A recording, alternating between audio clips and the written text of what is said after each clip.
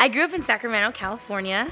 I started singing around age 4 when I heard LeAnn Rimes sing the national anthem. I was like, I want to do that. So I remember getting the national anthem from LeAnn Rimes put on a cassette, and I'd put it in my Walkman and I'd play it. And I would just sing the national anthem on repeat over and over and over again. She had a little Fisher-Price recorder with a mic and would just take that thing wherever she went. And she sang and sang and sang. And wherever I would go that would allow me to sing the national anthem, I would, hands down, get on the stage and sing the national anthem. We always looked at it as more of a cute little hobby with Tiff. And then it continued to just continue and continue and continue.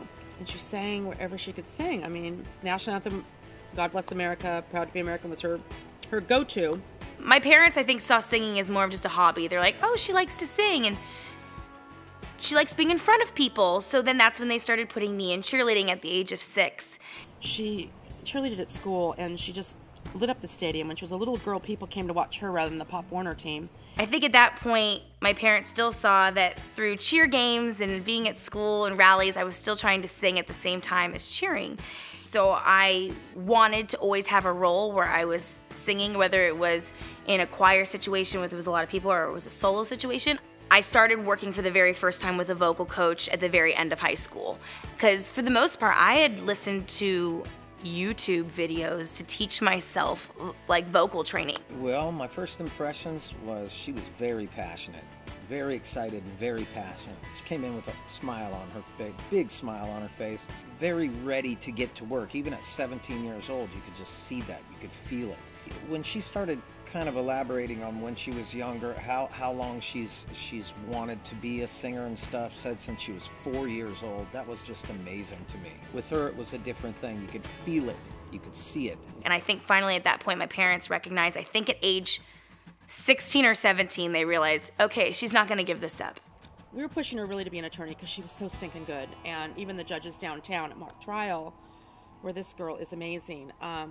But all along, she said, I want to sing. I'm like, nah, college is the route. Singing will be a plan B, and college will be a plan A.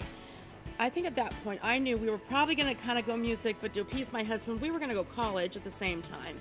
I went to school to be a lawyer, which made my parents very happy. That's what they wanted for me. I knew that that was going to be a struggle because I would be going to school in the Bay Area, you know, Monday through Thursday is the way I designed my classes.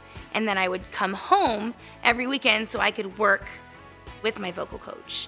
Her heart just wasn't in that area, and music is where it was at. So here we are right now with, you know, Tiffany really pursuing music, you know, after attending college for so long. This is really what she wants to do, is music.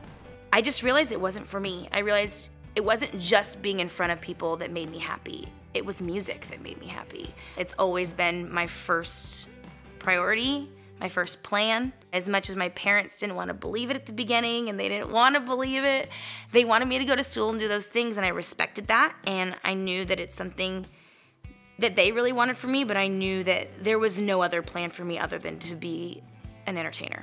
So I moved back to Sacramento after being in the Bay Area for 5 years, and that's when I decided to put a band together.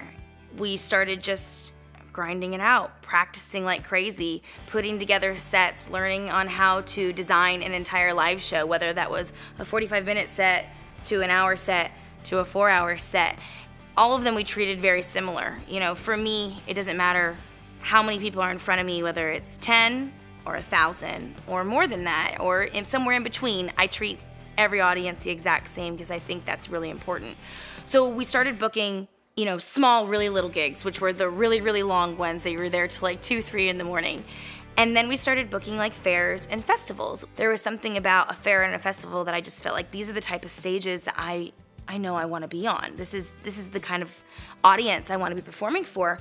Being at fairs and festivals with the guys, and we're in vans and we're traveling, you know, sometimes up to like 15 hours in a car to get to Arizona for a gig. And to have the response be about your music, that they love it. There's nothing more rewarding than that. And at that point I knew there's no other next step to take other than to move to Nashville. We'd been working together for years at that point, and I thought it was the perfect time. I mean, the passion was greater than ever. We had a lot of of performances under her belt, and her voice was technically and fundamentally in the right space. I mean, it was just the right time. Well, it'd been a talk of the potential of moving to Nashville, the idea of moving to Nashville for the last 5 to 6 years. We knew that at the end of the day, Nashville was going to be the stomping ground. And I really didn't let myself get to that page till we got on that page. And I knew there were a lot of steps to take. You know, it's kind of silly because you hear all these things saying, you got to be in Nashville, you got to be in Nashville.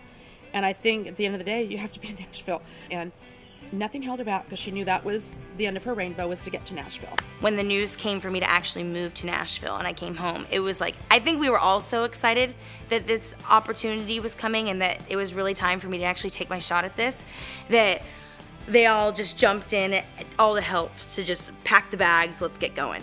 So when it came to she was going to move to Nashville, we had so many things going on in our house at that point. I didn't have time to really stop and think that Tiffany was moving. I was just too busy helping her pack, and I've never seen Tiffany so excited.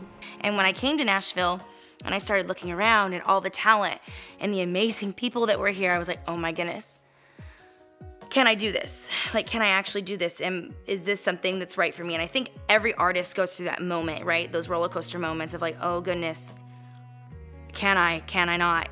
And I remember walking down on Broadway and looking into all the bars and seeing all these people that are pursuing the same crazy dream. And I remember I stopped in one of the bars and I grabbed a drink and there was an incredible, band playing. And I remember putting a tip in their jar and then sitting down and thinking, okay, this is the moment that I either light a fire under my butt and I do it and I put everything I have into it from what I was already doing, or I go home and I throw in the towel. And then I thought to myself, there is no throwing in the towel.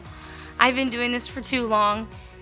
This is what I love, and if I really want this, then I just have to work really, really, really hard. And I have to put all the heart and all the passion and all the work into it. And I think I didn't want to wake up one day and roll over and think, what if I didn't try? What if I didn't move to Nashville and try and pursue that crazy 5-year-old little girl's dream? There's no better time to be alive right now than to be doing this and pursuing music. And I can't wait to see what this journey holds for me.